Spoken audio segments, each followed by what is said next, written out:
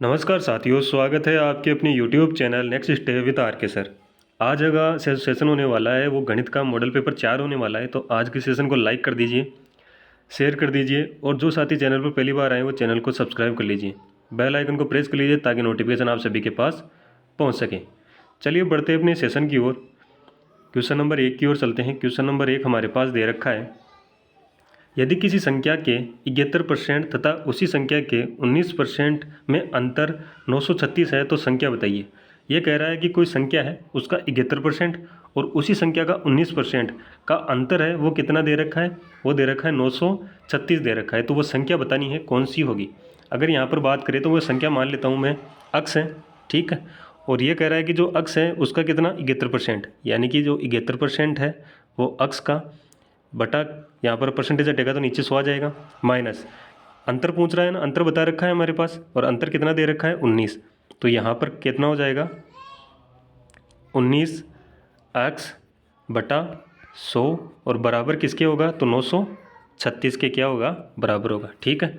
आगे आगे क्या कह रहा है, इसको सोल्व करते हैं और हमें जो अक्स है उसकी वैल्यू निकालनी है और वो जो अक्स है वही हमारी वो क्या संख्या होगी, ठीक है। एलसीएम लोगे 100 नीचे आ जाएगा, यहाँ पर आ जाएगा 71 अक्स माइनस यहाँ पर आ जाएगा 19 अक्स बराबर 936। 71 अक्स में से 19 अक्स को कम करोगे, माइनस करोगे तो यहाँ पर आ जाएगा अपने पास 52 अक्स। तो यहाँ पर आ जाएगा 52 एक्स बराबर 100 नीचे है तो इधर पक्षांतर करोगे तो गुणा हो जाएगा, तो यहाँ पर आ जाएगा 93600, ठीक है। 93600 हो जाएगा, ठीक है ना। यहाँ पर थोड़ा सा लिखा नहीं गया, छोटा लिख देता हूँ मैं, देखो यहाँ पर 936 और 00 सोल्व करोगे 52 से काटोगे तो ये कितनी बार जाएगा, 936 में 52 से काटोगे तो कितनी बार जाएगा 18 बार। तो हमारे पास जो अक्स की वैल्यू आएगी वो आएगी 1800। कितनी आएगी 1800। ऑप्शन है क्या, बिल्कुल ये ऑप्शन हमारे पास दे रखा है, कौन सा है डी अपना राइट आंसर हो जाएगा, ठीक है। समझ गए, चलिए इजी क्वेश्चन था ये। तो आगे बढ़ते हैं नेक्स्ट क्वेश्चन की ओर। नेक्स्ट क्वेश्चन हमारे पास है क्वेश्चन नंबर 2। क्या कहता है क्वेश्चन नंबर 2, चलिए क्वेश्चन नंबर 2 कह रहा है, एक छात्रों की परीक्षा में उत्तीर्ण होने के लिए 40% अंक प्राप्त करने हैं। देखो ये कह रहा है कि एक जो परीक्षा है उसमें उत्तीर्ण करने के लिए कितने चाहिए, 40% चाहिए। ये कह रहा है उसे यानी उस छात्र को 30 अंक मिले और वह 20 अंकों से क्या हो गया, अनुत्तीर्ण हो गया। समझ में आया कैसे क्या हुआ। देखो 40% चाहिए पास होने के लिए, 30 अंक तो उसके पास आ गए और 20 अंक से क्या हो गया अनुत्तीर्ण हो गया, यानी कि फेल हो गया। तो अधिकतम कितने अंक होंगे। देखो यहाँ पर अगर बात करें पास होने के लिए चाहिए 40%, ठीक है। 30 अंक तो उसके पास आ गए और 20 अंक से वो फेल हो गया, तो टोटल मिलाकर बात करें तो 50 अंक आने चाहिए उसके पास होने के लिए।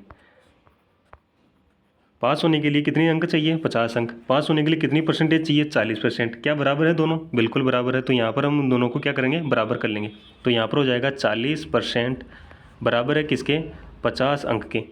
टोटल अंक पूछा है, अधिकतम अंक पूछा है, तो हमें क्या करना होगा, 100% निकालनी होगी। 100% 40 का क्या करोगे, 50 में भाग दोगे, ठीक है। भाग दोगे और 100 से क्या करोगे, गुणा करोगे। तो यहाँ पर 0 से 0 गया, 4 से काटोगे एक बार, 4 से काटोगे यह क्या है 25 बार।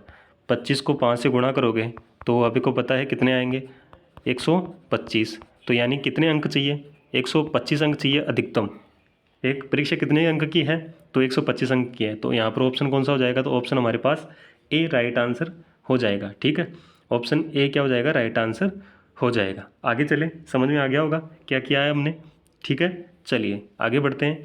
अगर समझ में आ रहा है और सेशन अच्छा लग रहा है तो एक बार सेशन को लाइक कर दें, शेयर कर दें और चैनल पर जो साथी पहली बार आए वो चैनल को सब्सक्राइब कर लें और कमेंट में आंसर दीजिए साथ के साथ। चलिए आगे बढ़ते हैं क्वेश्चन नंबर नेक्स्ट की ओर।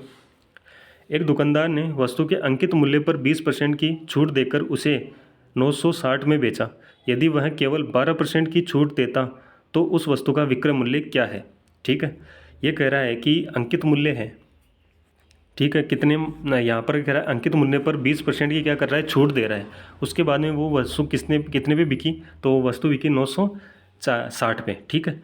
तो अगर मैं बात करूँ कि 960 है, ये किसकी वैल्यू है, तो ये 20% छूट देने के बाद में वैल्यू है, तो यह 80% की है। ठीक है, अब ये कह रहा है कि छूट कितनी देनी चाहिए थी, 12% देनी चाहिए थी, तो उसके बाद में विक्रय मूल्य। तो यहाँ पर अगर मैं गुणा 100 से करूँगा तो वो हो जाएगा 100%, और यहाँ पर अगर मैं 12 कम करके करता हूँ, यानी 12 कम करोगे 100 से तो 88%।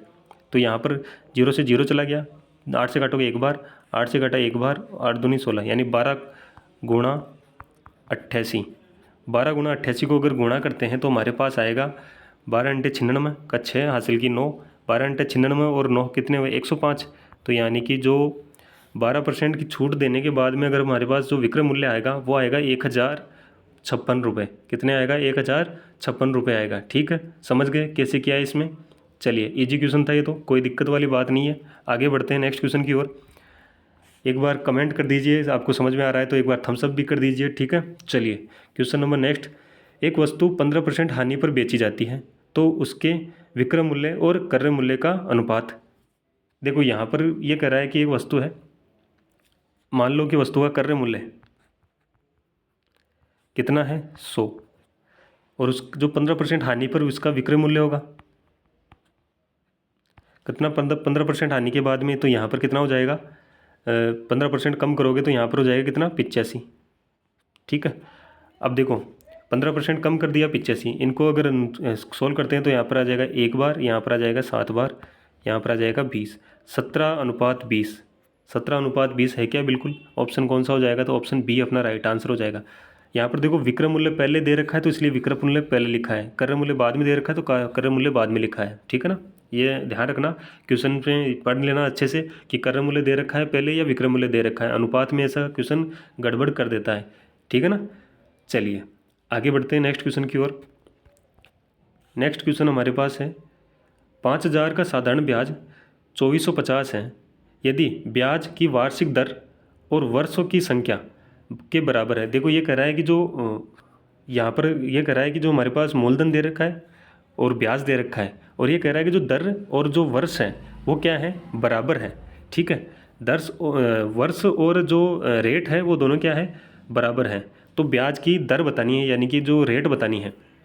फॉर्मूला क्या होता है, फॉर्मूला होता है ब्याज बराबर, यानी सिंपल इंटरेस्ट बराबर मूलधन इंटू रेट इंटू टाइम बटा 100।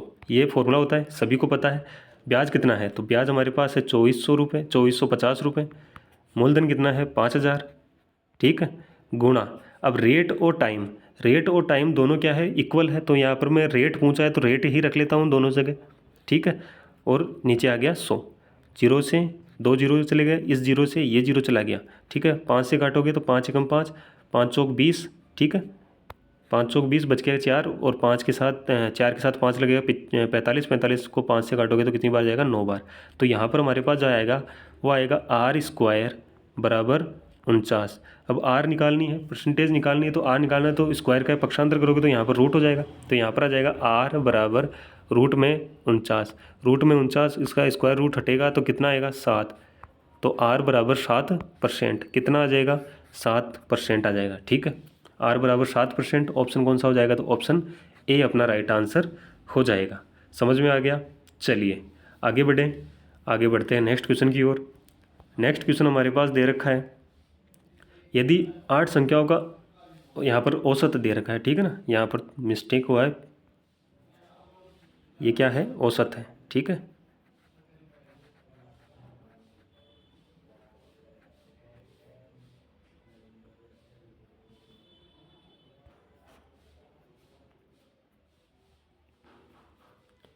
ये कह रहा है 8 संख्याओं का औसत 12 है। ठीक है, तथा इनमें से 5 संख्याओं का औसत 15 है, तो शेष संख्याओं का औसत कितना होगा, ये हमें यहाँ पर बताना है। ठीक है, अगर मैं कहूँ कि कितनी संख्या दे रखी है, 8 संख्या, और 8 संख्याओं का औसत दे रखा है कितना, 12, तो यहाँ पर टोटल संख्या आ जाएगी 8 का, अगर योग आ जाएगा टोटल संख्याओं का, तो 12 अंटे 96, यानी कि ये क्या है, ये 8 संख्याओं का योग है। क्या है, 8 संख्याओं का योग है। ठीक है, अब ये कह रहा है कि जो 5 संख्याएं हैं उनका औसत भी दे रखा है, तो 5 संख्याओं का औसत दे रखा है कितना, 15। तो यहाँ पर अगर टोटल करोगे तो ये योग आ जाएगा कितनी संख्याओं का, 15.75। तो यहाँ पर आ जाएगा कितना, ये योग आ जाएगा कितनी संख्याओं का, 5 संख्याओं का। 8 संख्याओं का योग है 96, 5 संख्याओं का योग है कितना, 75। तो यहाँ पर जो बच गई कितनी संख्या, 3 संख्या बच गई, उनका योग कितना आएगा, तो उनका योग 95 में से 75 को कम करोगे तो यहाँ पर कितना आ जाएगा, तो यहाँ पर 1 आ जाएगा और यहाँ पर आ जाएगा 2, यानी कि जो 3 संख्या है उनका योग कितना है, तो 3 संख्याओं का योग कितना है, तो वो है 21।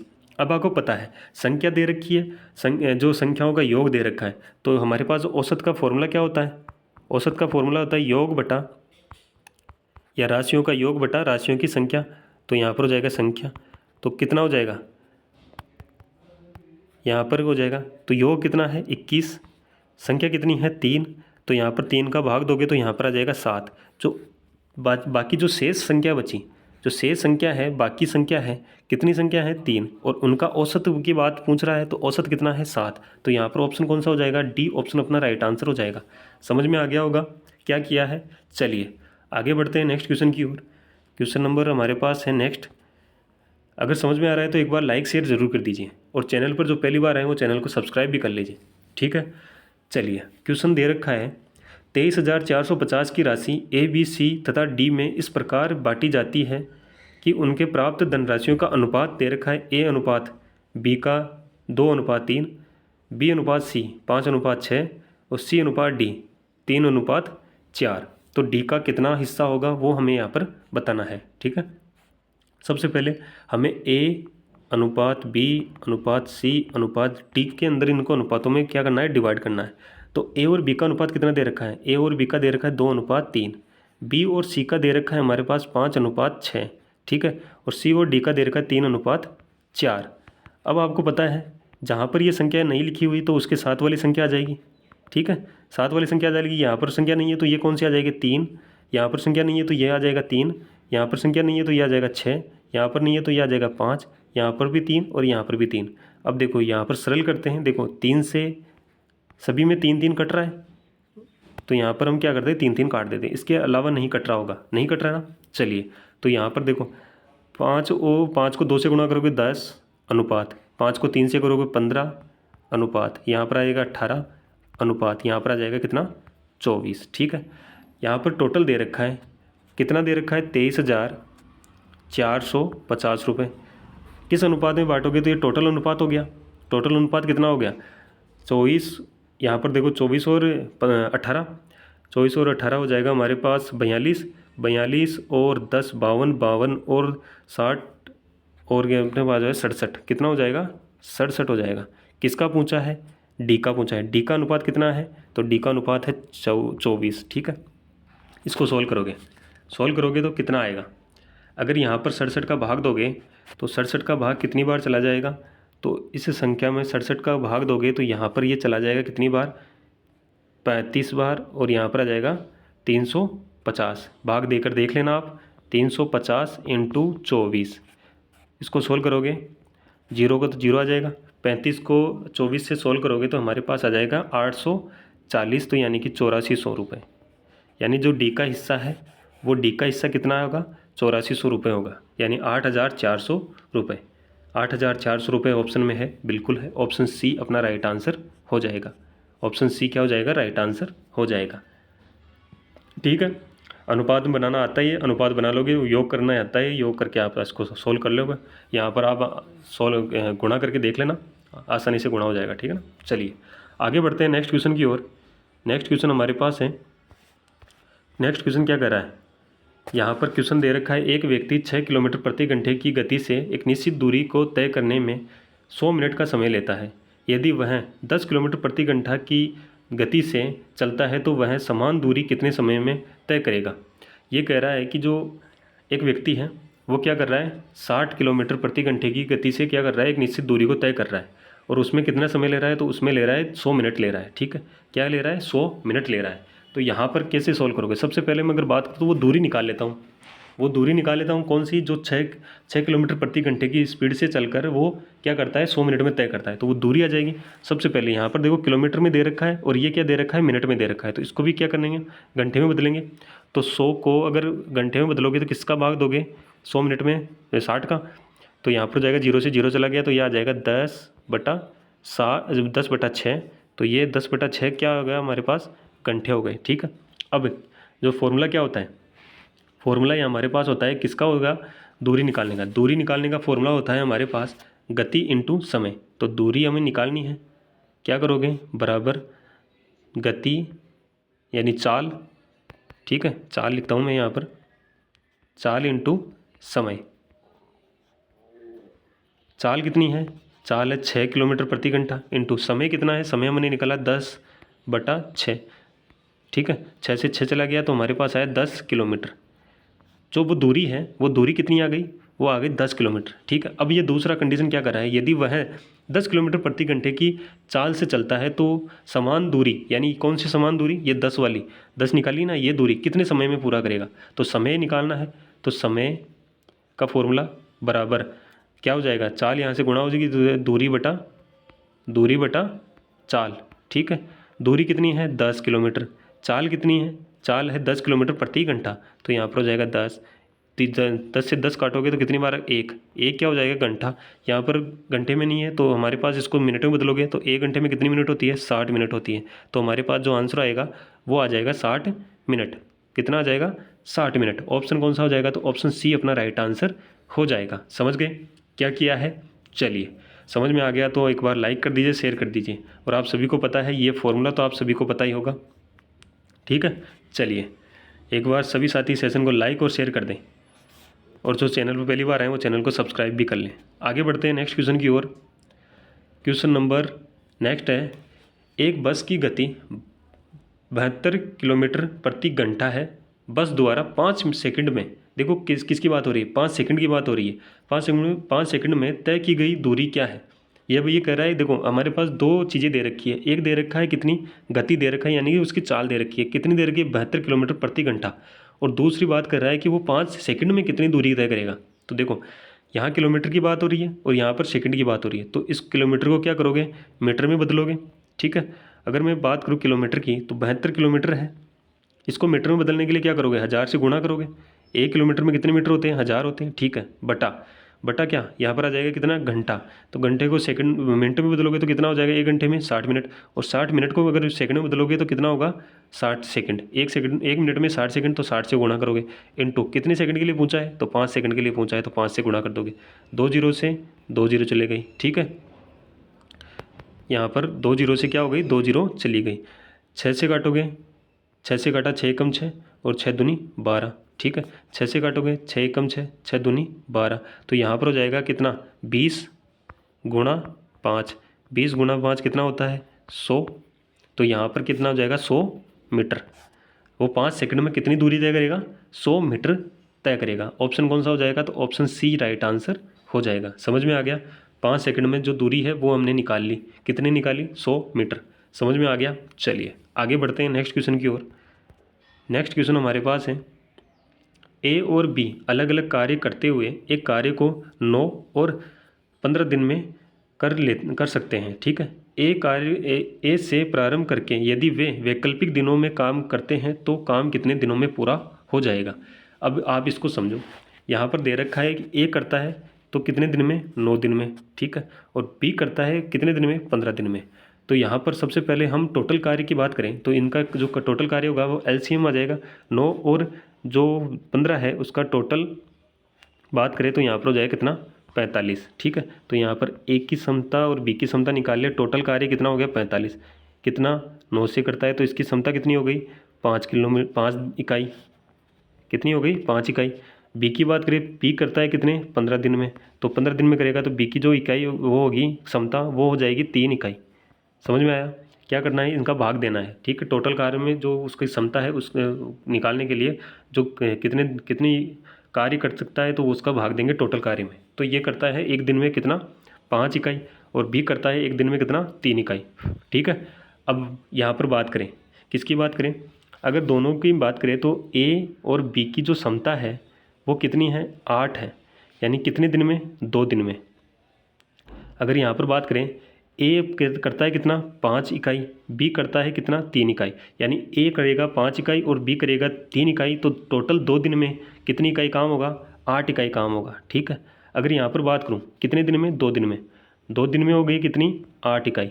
अगर मैं यहाँ पर बात करूँ 8 को क्या कर दूँ, 5 से गुणा, तो इसको 2 को भी करना होगा 5 से गुणा, तो 10 दिन आ जाएगा, और 10 दिन में कितना काम हो गया, 40 काम हो गया। 10 दिन में कितना काम हो गया, 40 काम। टोटल काम कितना है, 45 है। 40 माइनस करोगे तो यहाँ पर कितना हो जाएगा, 5 इकाई काम क्या हुआ, शेष बच रहा है। ठीक है, ये क्या कर रहा है, शेष बच रहा है। दिन कितने हो गए, 10 दिन तो काम कर चुके हैं अपन। ठीक है, अब 11वां दिन आएगा और 11वां दिन पर कौन आएगा, ए आएगा। और ए की कितनी इकाई है, 5 इकाई है कार्य करने की। तो यहाँ पर जो 11वां दिन है वहाँ पर ए काम करेगा तो अपने पास कितना काम हो जाएगा, 45 काम पूरा हो जाएगा। ठीक है, कितना काम हो जाएगा, 45 काम पूरा हो जाएगा। मतलब दिन कितने लगे, दिन लगे 11। कितने दिन लगे, 11 दिन। ऑप्शन कौन सा होगा, ऑप्शन हो गया हमारे पास बी।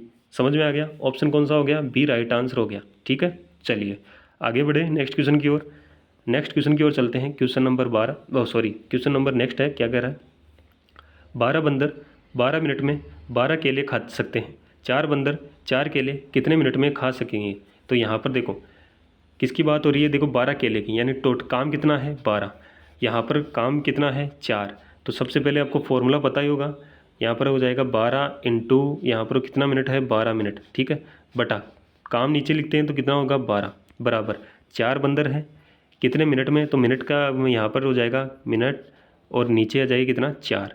12 से 12 चला गया, 4 से 4 चला गया, तो यहाँ पर अगर बात करें तो कितने मिनट में होगा, 12 मिनट में वो काम जो क्या 4 केले हैं वो खाएंगे। तो यहाँ पर हो जाएगा कितना 12 मिनट। ऑप्शन कौन सा हो जाएगा, सी अपना राइट आंसर हो जाएगा। ठीक है, कौन सा हो जाएगा, सी। आगे बढ़ते हैं नेक्स्ट क्वेश्चन की ओर। क्वेश्चन नंबर नेक्स्ट हमारे पास दे रखा है, क्या कहता है 2.4 0.36 और 1.08 का लघुत्तम समावर्ती बताइए। समावर्तक बताना है, लघुत्तम यानी एलसीएम बताना है। ठीक है, तो इसको पहले सबसे पहले जो यहाँ पॉइंटों में है इनको भिन्न में बदलेंगे तो यहाँ पर हो जाएगा 24 बटा पॉइंट हटाओगे नीचे आ जाएगा 10, फिर 0 पॉइंट यहाँ तो 36 आ जाएगा और नीचे आ जाएगा हमारे पास कितना 100 और यहाँ पर आ जाएगा 108 बटा 100। ठीक है, अब इसको कैसे सॉल्व करोगे, तो देखो जो अपने पास अंश है उसका क्या करेंगे, एलसीएम लेंगे। एलसीएम लेंगे किसका, अंशों का, यानी 24 36 और 108 का। और यहाँ पर नीचे क्या करोगे, यहाँ पर जो हर है उनका लेंगे एलसीएफ। तो यहाँ पर आ जाएगा 10 100 और 100। तो यहाँ पर जो ऊपर एलसीएम आएगा वो तीनों संख्याओं का एलसीएम कितना आएगा, तो हमारे पास आएगा कितना 216 बटा नीचे अगर एचसीएफ की बात करें तो यहाँ पर आ जाएगा कितना 10। इसको अगर हम पॉइंटों में बदलेंगे तो यहाँ पर हो जाएगा सरलीकरण में, यहाँ पर हो जाएगा 21.6। तो यहाँ पर जो लघुत्तम समावर्तक आएगा वो आएगा कितना 21.6%, यानी 21.6 अपना राइट आंसर हो जाएगा। ठीक है, ऑप्शन ए यहाँ पर राइट आंसर हो जाएगा। आगे बढ़ते हैं नेक्स्ट क्वेश्चन की ओर। अच्छा, इतने ही क्वेश्चन थे। तो सेशन कैसा लगा, अगर अच्छा लगा तो सेशन को लाइक कर देना, शेयर कर देना। जो साथी चैनल पर पहली बार आए वो चैनल को सब्सक्राइब कर लेना, बेल आइकन को प्रेस कर लेना ताकि नोटिफिकेशन आप सभी के पास पहुंच सके। अगर कोई भी डाउट है, कोई भी अगर आपको क्यूरी है तो आप उसके कमेंट के माध्यम से बता दीजिएगा, नेक्स्ट वीडियो में उसका सोल्यूशन आपको दे दिया जाएगा। ठीक है, चलिए आगे बढ़े। तो आज के लिए इतना ही। सेशन कैसा लगा, अगर अच्छा लगा तो सेशन को लाइक शेयर ज़रूर करना है। धन्यवाद। जय हिंद, जय भारत।